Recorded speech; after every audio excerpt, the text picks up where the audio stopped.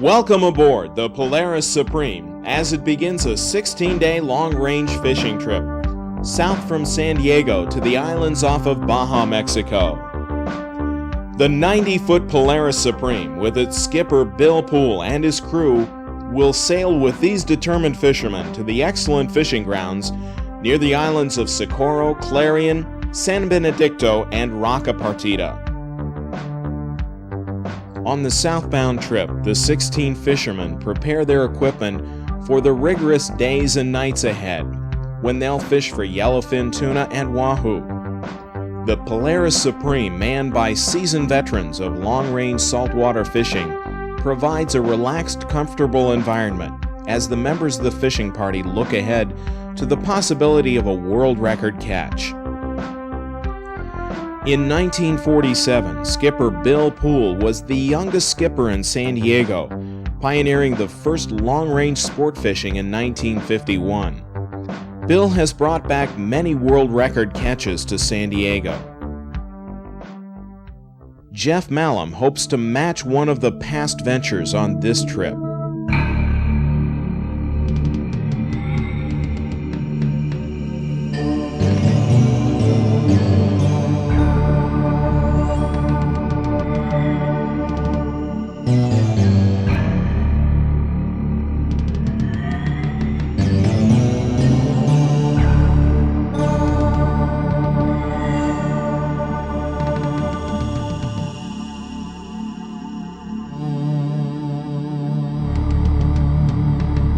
On one trip aboard the Polaris Supreme, Kurt Weisenhutter caught this 357-pound yellowfin tuna, an all-tackle world record on a 130-pound test line.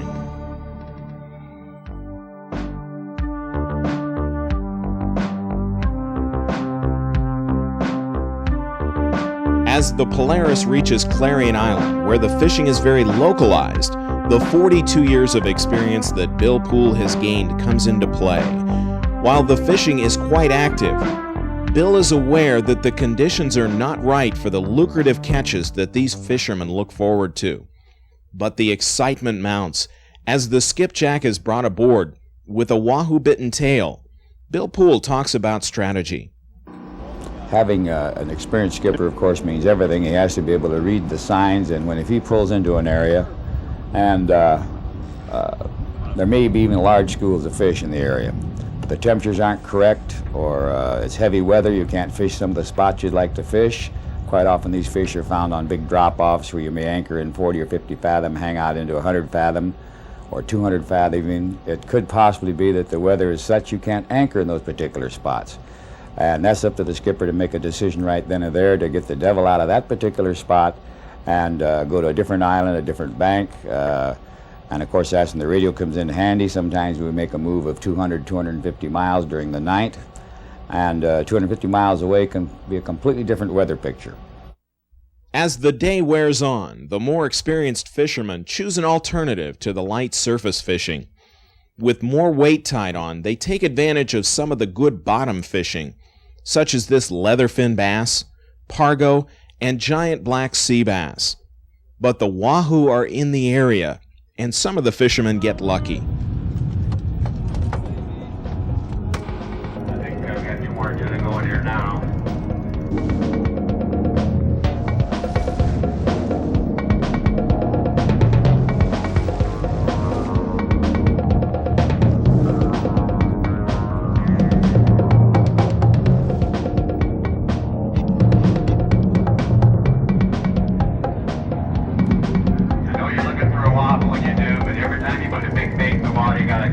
Good chance of hanging a big tuna.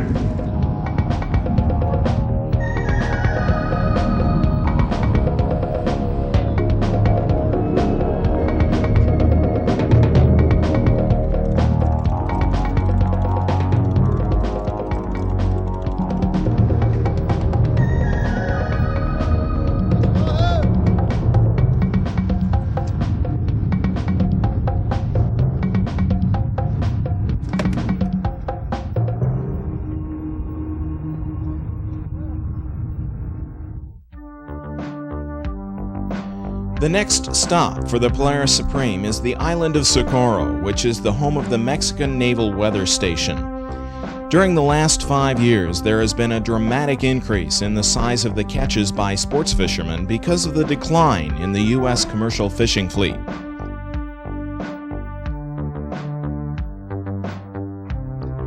Socorro is the biggest island that the Polaris will visit, and there are good fishing areas at all 4 points of the compass, such as Point Regla in the south, Middleton on the north end, Cape Pierce in the west, and O'Neill Rock in the east.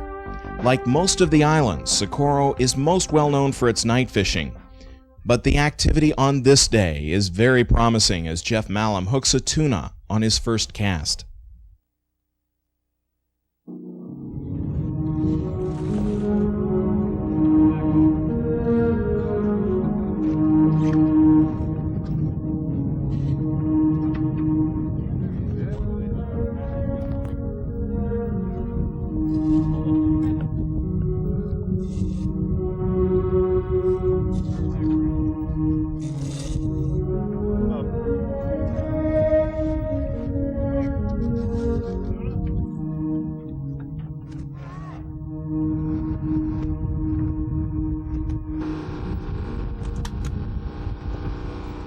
Quite often you notice that some of the fellows immediately are pinned to the rail, almost like they're praying down on their hands and knees, bent over the rail and what have you.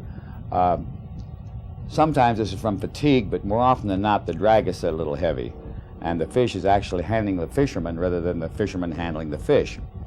So that's up to the crew member right then and there, and on the Polaris Supreme we try to advocate a deckhand to every man that's hooked up. We get a really big bite. This can't be handled, of course. If we've got 16 people on the boat and 14 of them are hooked up, we can't put a deckhand with every man. But normally, when you have the really big fish going, you've got 1 to 5 or 6 going. We have a crew member with each person, trying to coach him, watching him, and if he's straining too hard, too much drag, and the fish is actually handling him, get him to back off in the drag, get him in a harness, get him to relax a little bit. School fish will bite at any time, day or night. The larger tuna seem to tend to want to bite just at the crack of dawn, just as it gets dark, and occasionally in the middle of the night. Now you can picture fishing all night long waiting for that bite to start in the middle of the night, or waiting for the daylight bite, getting up before daylight and trying to fish the crack of dawn bite, or fishing the evening bite, missing your dinner and hanging in there late 9 o'clock, and then try to fish all day for other fish, tuna, wahoo, grouper, pargo, what have you. It's not physically possible. Shortly after the sun sets over Socorro, Jeff Malum hooks up with the opportunity he came in search of. The fish hit about 7 o'clock at night and immediately took a blazing run of about 100, 200 yards. Immediately there was a deckhand there to assist me, and first thing I did was apply maximum pressure to the fish and relax. Breathe through your nose. Get ready to pace yourself. Think about the tackle that you have the fish on and what that tackle is going to be able to endure for the fight. After about 45 minutes of fighting on this fish, I had him about 20 feet under the boat, and he was still pretty hot. By the end of the fight, I was exhausted. I was applying as much pressure as I could to the fish for the whole time, and I never did get a good look at the fish before it was gaffed. As soon as the fish was in range, the 4 deckhands gaffed the fish. It came over. I saw that it definitely was over 200, pushing more like 250, and I was elated, very happy.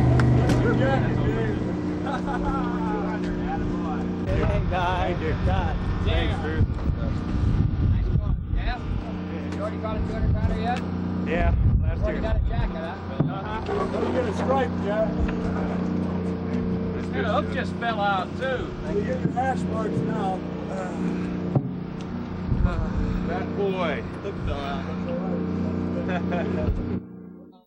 After some fine fishing at Socorro, the Polaris Supreme sails 66 miles to the west to Roca Partida in search of some of the 200-pounders that have been caught there in the past.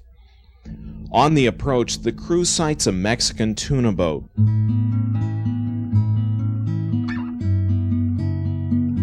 Upon radio contact, the two skippers that are so familiar with these waters begin to barter. The result is a trade that is most satisfying to both sides. The San Diego fishermen get enough bait to tide them over for several days, while the Mexican fishermen can sit back and enjoy the king of beers. A bit of international diplomacy in the form of butt for bait.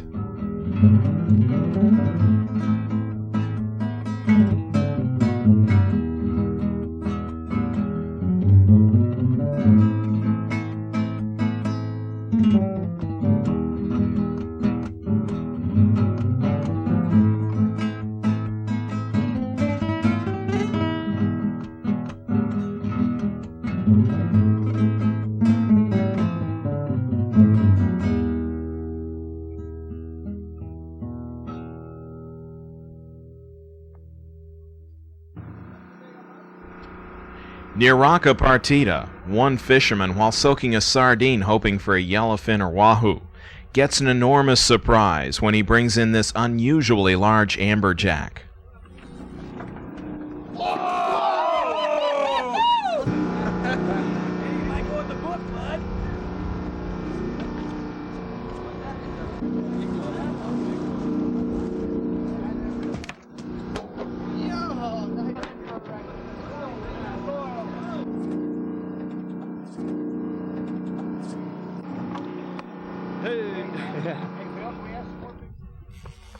With the midday wahoo bite on, two of the fishermen find themselves fighting yellowfin tuna.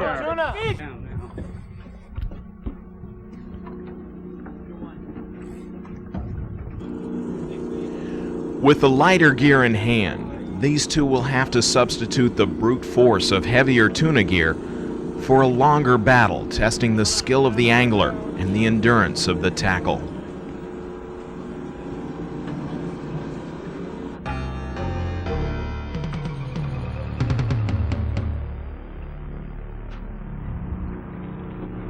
Patience, persistence, and several trips around the boat.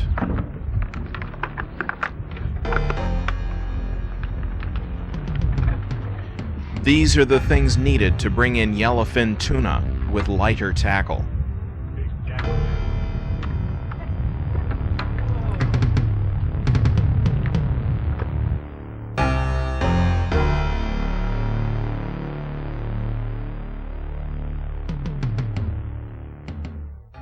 That's it. Stroking. Get another one. Get one. Get one. Get one. Come on. Lift. Lift, lift. Okay, this time around. One more searching on Dino. Give me some wine now, Dino. I want 2 or 3. Lift, lift. Take him.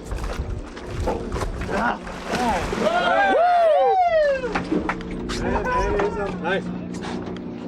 It's a long.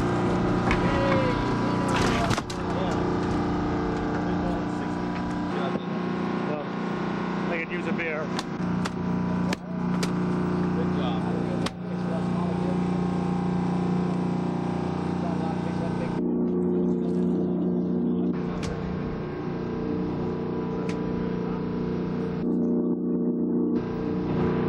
It is when the unexpected occurs that the wisdom and experience of skipper Bill Poole and his crew becomes so valuable.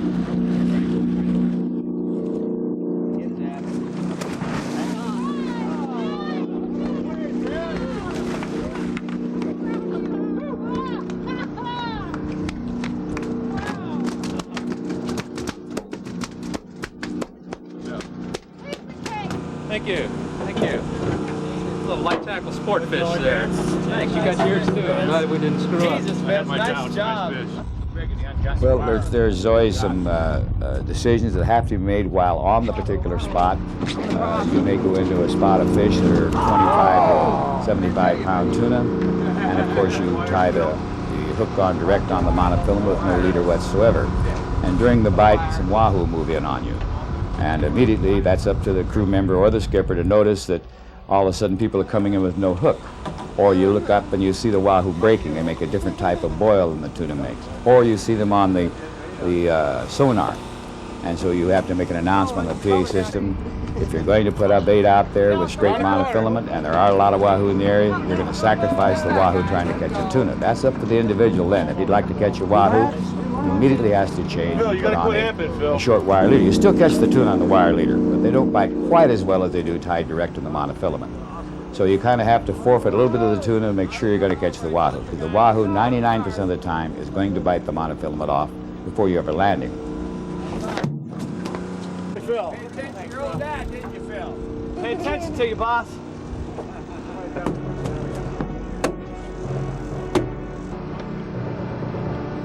Sock it to him, kiddo. Make sure he's hooked.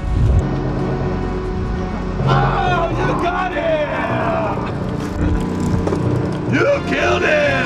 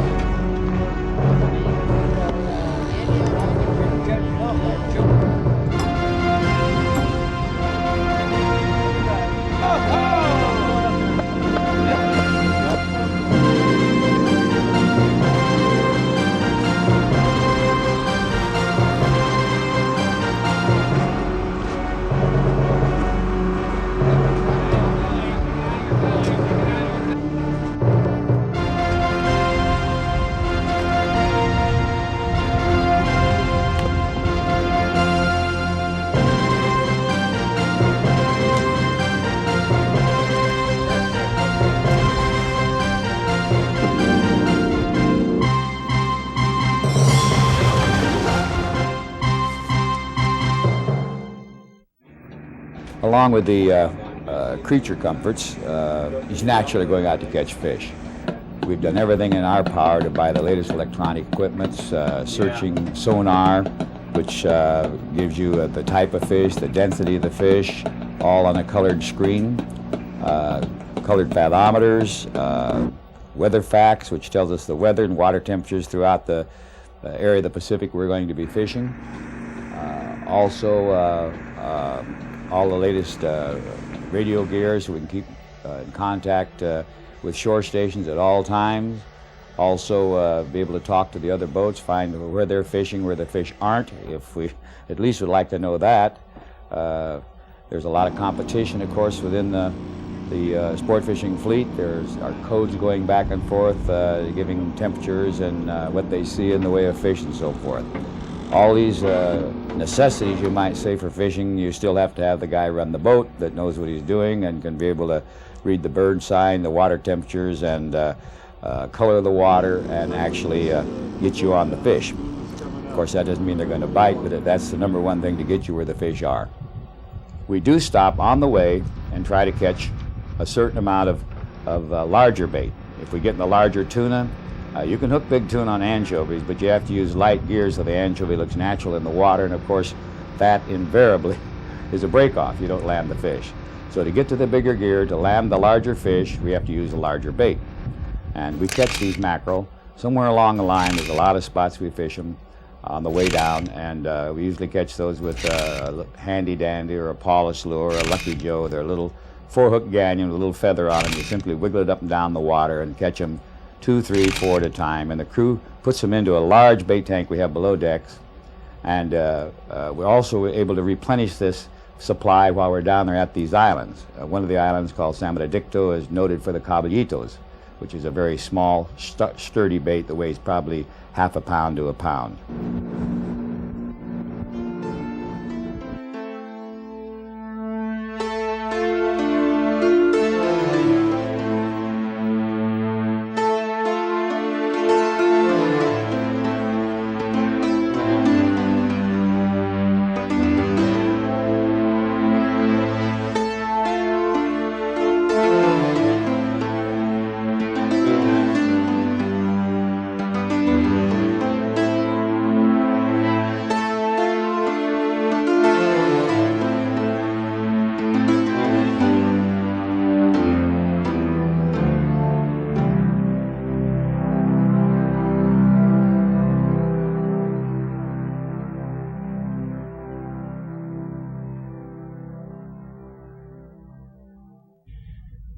The Polaris Supreme returns to Roca Partida after Bill Poole communicates with a fellow sport fishing skipper who says the yellowfin and wahoo are biting.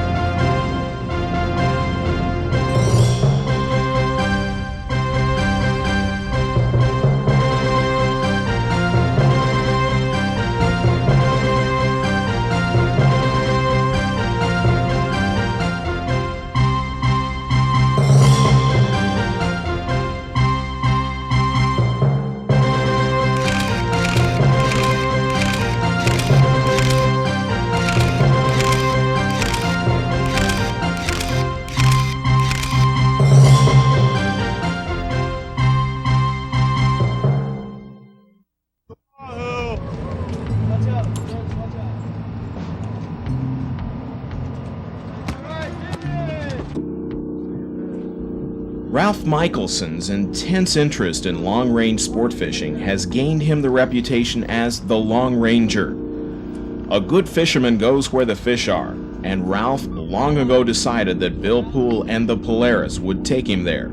So he has made many long-range trips with Bill Poole aboard the Polaris Supreme. Like any particular thing, if you're a great skier, you're a great hunter, etc., you're always stalking that one particular species. I prefer yellowfin tuna overall, the fish that I have been fortunate enough to fish. Primarily, again, my goal is that first 400-pound yellowfin tuna, which I did hook but did not land. Unfortunately, for my particular status, on this particular trip, I did not land a big fish. The fellows that were fishing with a lighter tackle were the ones that were being hooked up, and some of them were very fortunate to land the big fish. Basically, when I first started riding with Bill Poole, and Bill's been a very lucky skipper for me. It was back in '75 on the Royal. The first year that I rode with him, well, I got a world record rainbow runner down at Clarion Island. So this has been a very good boat for me too, because I got my world record halibut last year at Guadalupe Island. And so, like I said, all three boats that Bill's owned, he's owned several, but the three that I fished with him on, I've caught world records on all three boats. So this is primarily again, a kind of an incentive to me to stick with the man with the golden arm or the golden eye, and stick with the winner. And I'm sure I'm really sticking with Bill Poole. Boil on the outside, breaking fish! Oh! Oh! One up there. Jeff, that was you. That's a big boy. Yeah, Jeff has got a bottlenose dolphin. yeah.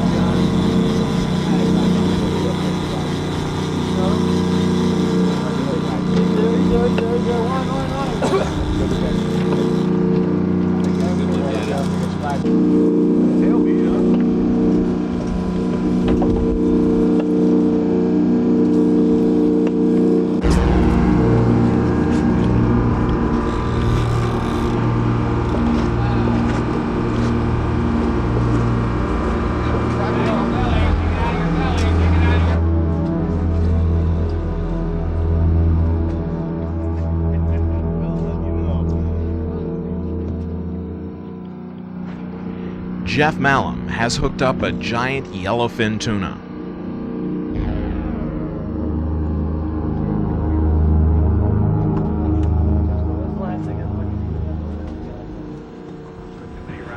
After a blazing run, Jeff begins the long fight, with hopes for a world record tuna at the end of the line.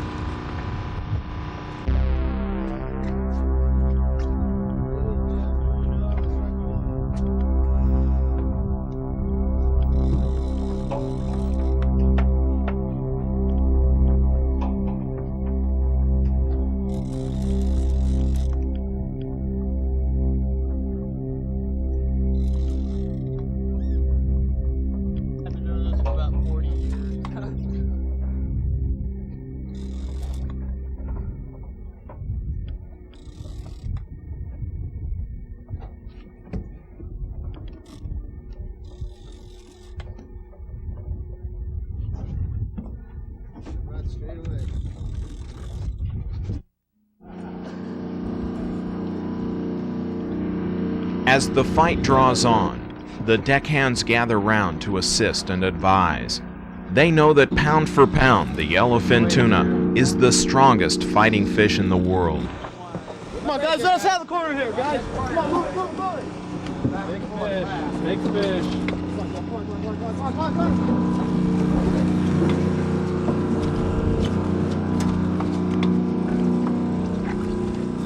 Lift, Jeff, lift. Stay there, lift. Stay there, lift. Okay, get out away from the boat. Come on, Get out away from the boat. Way out, way out. Way out.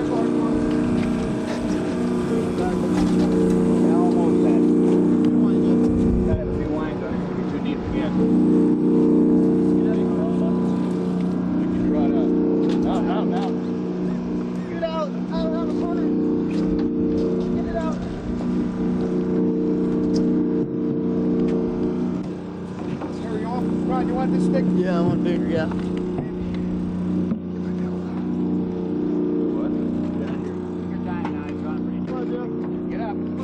Get up. Attaboy. He's lying on you when you come. Roll over. Attaboy. You rolled him over? That run out. That's way down there when he does that. Go to the corner. Run. You can't rub it against the boat too many times. Do this to you time and again. He did a big circle. Close now. So, you have to get that rod out. Yeah, we're doing that.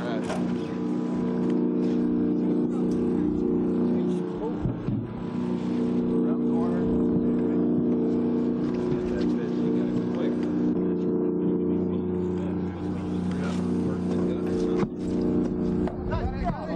Rod out. Get the rod out.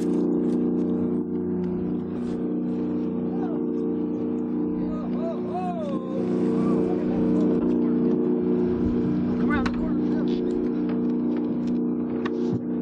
No, he's going the other way. He's turned. Put the belt back on. No. Get some cranks on there.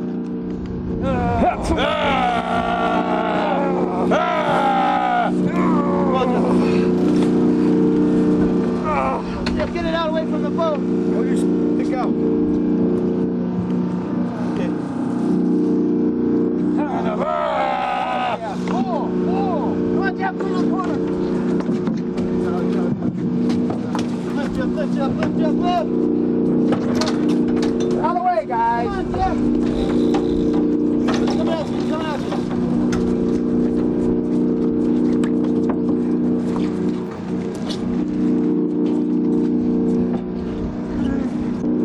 Throughout the fight, the deckhands use a long push-pull to keep Jeff's line from tangling with objects extruding from the hull beneath the waterline.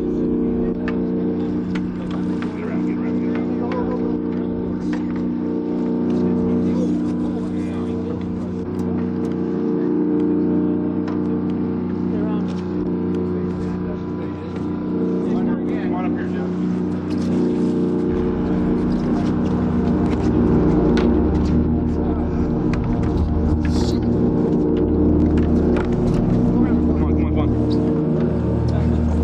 on.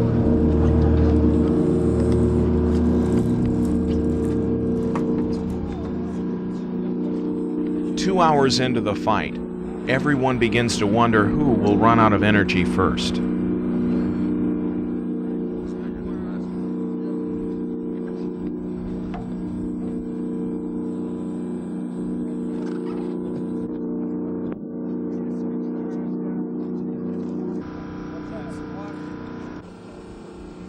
Rod's loose.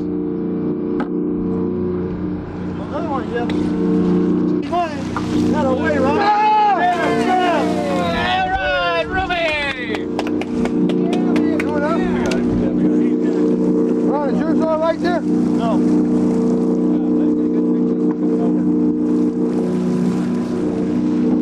Lightning never strikes twice in the same place, so the legend goes. After a 257-pound yellowfin at Socorro, Jeff Mallam's tag number 13 turns up lucky again at Rocca Partida.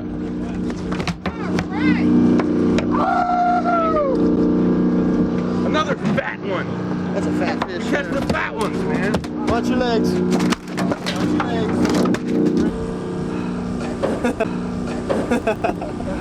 That's what you come out here for, the challenge. Man against wild beast.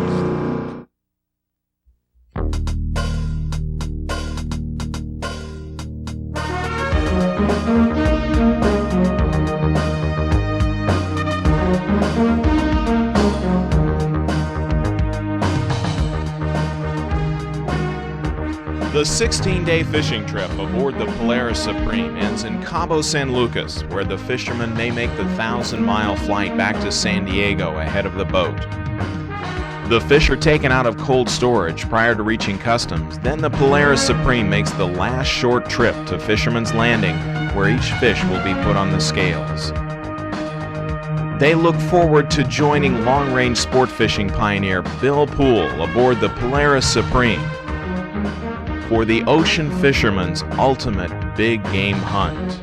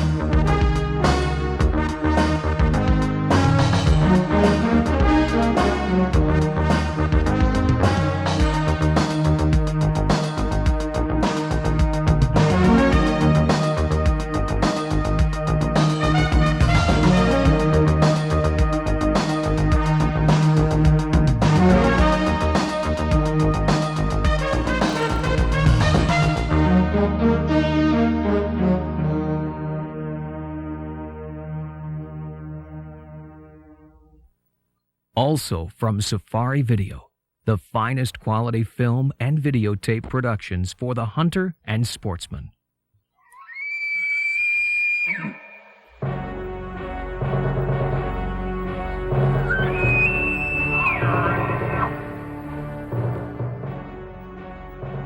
Monster Elk, an exclusive presentation of the largest trophy elk herd in the world. From the White Mountain Apache Indian Reservation in Arizona to the Boone and Crockett Record Book, Monster Elk follows more 6-point trophy bulls than any other elk video.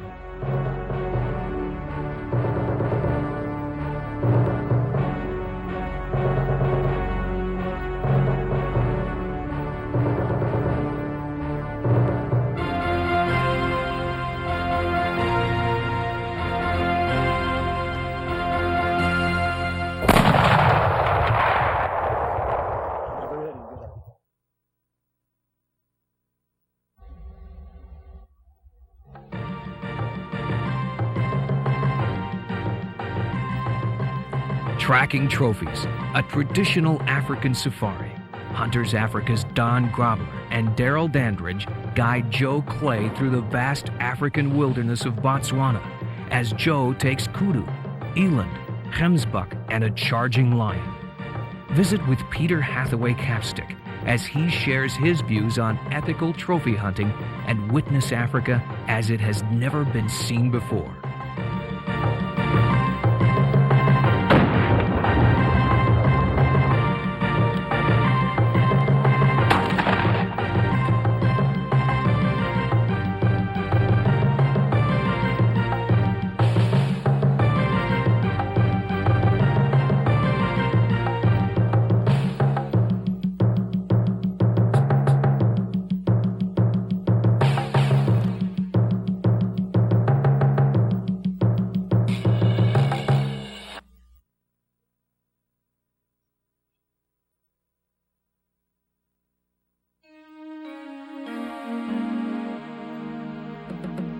Hunting the African leopard. From Tanzania to South Africa, the leopard hunts in darkness, rarely seen in daylight. Now, after 5 years of production, Safari Video proudly presents the unforgettable experience of hunting the African leopard. Join Franz Coupé, Larry Ward, and international best-selling author Wilbur Smith on the ultimate adventure, hunting the African leopard.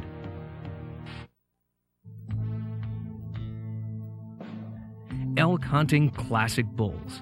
Join the 1988 Professional Hunter of the Year, Rick Martin, as he guides Pamela Atwood through the Rocky Mountains of New Mexico in search of a classic bull. Witness Pam's dramatic kill as she takes a 7-point bull with a .454 Casull handgun. Good hit, good hit, good hit. Wait. Oh, he's coming towards us, Right here. Here he comes. And then get on it. All right. Try him again. Right, quick. Okay. I know. Good hit. All right. Okay. Elk Hunting Classic Bulls with Rick Martin.